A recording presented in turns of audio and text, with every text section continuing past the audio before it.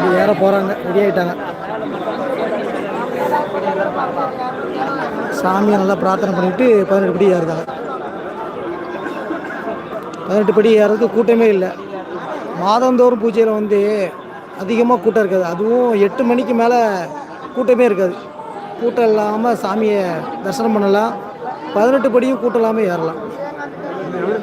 மாதந்தோறும் நடை வந்து 5 நாள் திறக்கும்.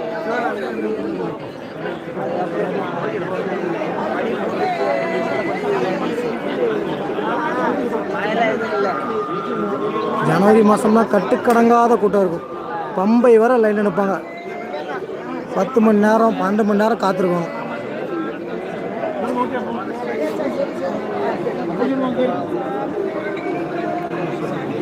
அதனால் கூட்டம் இல்லாமல் சாமி கும்பிடணும்னா நீங்கள் மாதாந்திர பூஜை தான் வரணும். அப்போ தான் கூட்டம் இல்லாமல் சாமி தரிசனம் பண்ண முடியும். 18 படியும் ஏறலாம்.